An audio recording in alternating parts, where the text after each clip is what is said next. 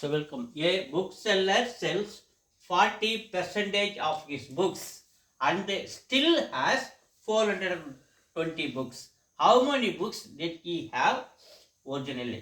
ஒரு புத்தக விற்பனையாளர் 100% ஸ்டாக் வச்சிருக்காருன்னா அதில் 40% ஆஃப் புக்ஸ் வித்துட்டாருன்னா மீதி 60% புக் அவர்கிட்ட இருக்கு. ஸோ இந்த 60% ஆஃப் புக்ஸ் எவ்வளோ எண்ணிக்கைக்கு சமம்னா 420 புக்ஸுக்கு சமம். ஸோ அவங்க என்ன கேட்குறாங்க, how many books did he have original. ஆரம்பத்தில் அவர்கிட்ட எவ்வளோ ஸ்டாக் இருந்தது, அப்போ 100% தானே நம்ம ஒரிஜினல் ஸ்டாக்கு, அது எவ்வளோ இருந்ததுன்னு கேட்குறாங்க. ஸோ நம்ம கண்டுபிடிக்க போகிறது 60%, 100%, அதிக பர்சன்டேஜாக கண்டுபிடிக்க போகிறோம். அதிகன்றதுனால மேல்நோக்கு குறி. ஸோ குறிவே 60%லேருந்து 100%ஆக மாறும்போது எண்ணிக்கையும் 420லேருந்து கண்டிப்பாக புக்கோட எண்ணிக்கை அதிகமாகும். ஸோ அதிகம் இருக்குன்றதுனால இதனுடைய மேல் நோக்கி குறி போகிறோம். ரெண்டும் ஒரே திசை நோக்கி மேல் நோக்கி இருக்கிறதுனால இது பேர் டைரக்ட் ப்ரொபரேஷன் சொல்லும் போது ஸோ 100 மேலேயும் 60 கீழே போட்டு சென்டரில் ஒரு மல்டிப்ளை போட்டு 420.